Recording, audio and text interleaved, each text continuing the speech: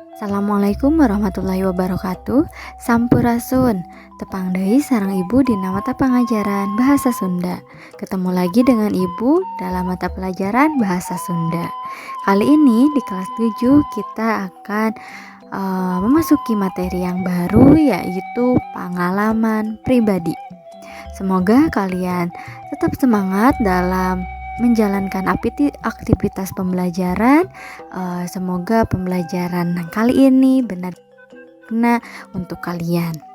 Tolong disiapkan buku catatannya, buku paketnya, alat tulisnya, dan sebelumnya kalian berdoa terlebih dahulu sesuai tujuan pembelajaran hari ini. Kalian diharapkan dapat mengidentifikasi struktur teks pengalaman pribadi dengan benar. Perkara pengalaman pribadi. Apa yang dimaksud pengalaman pribadi? Pengalaman teh nyaeta naon-naon atau segala rupa anu kaalaman atau karandapan boh ku urang, boh ku batur. Pengalaman adalah apa-apa atau apa saja atau segala hal yang dialami atau pernah kita alami, pernah kita lalui, baik oleh diri kita sendiri atau oleh orang lain. Pengalaman anu karandapan ku sorangan disebutna pengalaman sorangan atau pengalaman pribadi. Pengalaman yang dialami atau dilalui oleh kita sendiri disebutnya pengalaman sendiri atau pengalaman pribadi.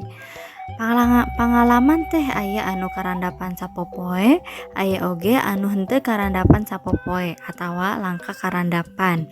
Pengalaman itu ada pengalaman yang bisa kita rasakan sehari-hari, yang sering kita lalui sehari-hari, dari mulai kita bangun tidur sampai tidur lagi.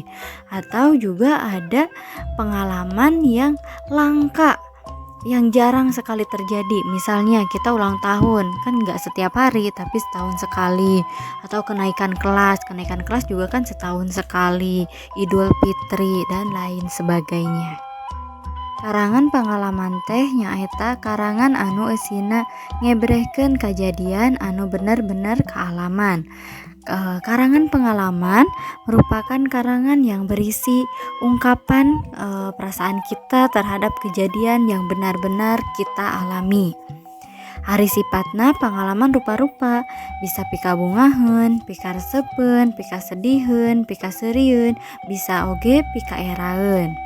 Nah, pengalaman yang kita ceritakan itu berupa atau bermacam-macam temanya.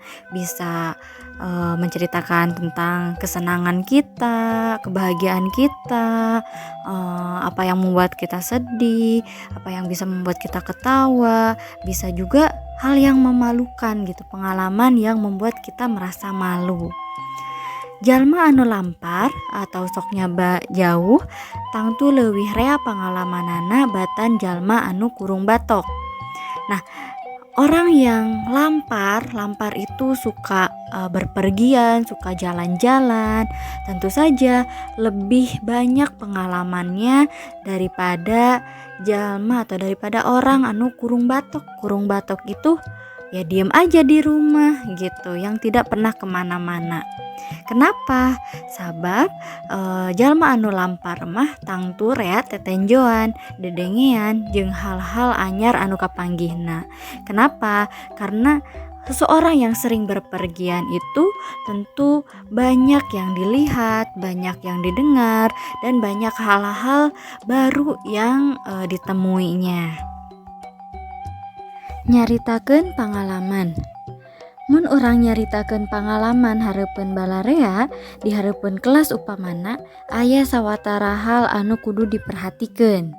Jika saja kita menceritakan pengalaman di depan banyak orang, terutama di depan kelas, ada beberapa hal yang harus kalian perhatikan.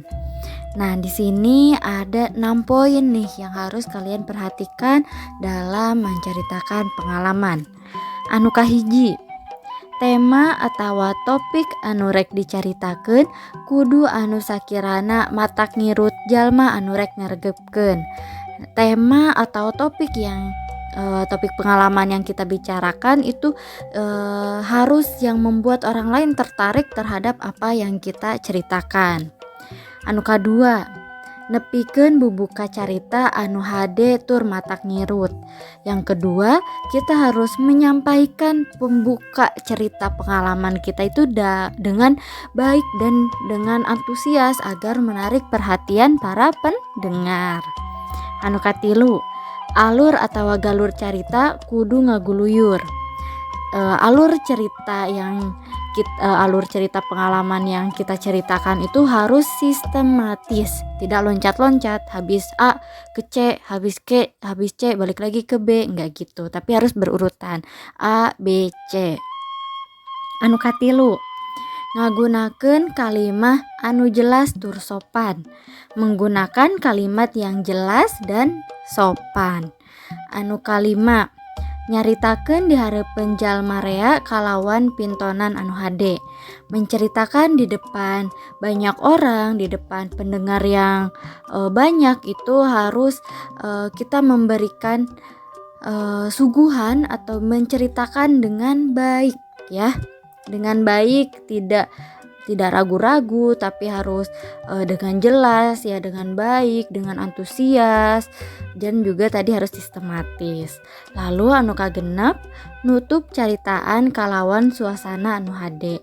Menutup cerita pengalaman kita juga harus dengan epik atau harus dengan baik ya, gak nanggung ceritanya.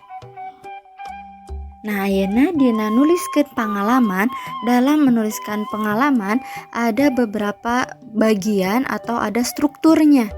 Jadi nggak bisa kita langsung menceritakan isinya, tapi kita harus ada pembuka atau bagian bubuka, ada bagian isi pengalamannya apa, lalu bagian penutupnya atau endingnya harus seperti apa. Jadi ada 3 ya, atau struktur atau sistematika penulisan pengalaman. Ada bubuka, isi, dan panutup. Nah, dalam menuliskan pengalaman pribadi, selain memperhatikan struktur yang 3, bubuka, isi, panutup, juga ada hal-hal yang harus diperhatikan lainnya. Nah, ada samemeh prak nulis karangan pengalaman, jieun heula raragana. Sebelum kita menuliskan karangan pengalaman kita, buat dulu kerangkanya. Tataan heula hal-hal inti anu rek ditepikeunana. Kita runtut dulu nih, kita tuliskan dulu hal-hal pokok apa saja yang ingin kita sampaikan. Geus kitu, karek mekarkeun dina wangun paragraf atawa wacana. Setelah itu baru kita kembangkan dalam bentuk paragraf atau wacana. Nulis pengalaman jeung nyaritakeun pengalaman teh mibanda tujuan pikeun beja ka batur ngeunaan kajadian anu geus kaalaman. Menulis pengalaman dan menceritakan pengalaman itu mempunyai tujuan. Tujuannya untuk apa? Untuk menyampaikan informasi terhadap kepada orang lain mengenai kejadian yang sudah kita alami. Rudak, sakitu anu kapihatur. Sekian yang dapat Ibu sampaikan mengenai materi pengalaman pribadi. Kurang lebihnya mohon maaf jika ada hal-hal yang kurang kalian pahami. Boleh ditanyakan di kolom komentar atau boleh japri ke Ibu. Terima kasih atas perhatiannya. Wassalamualaikum warahmatullahi wabarakatuh.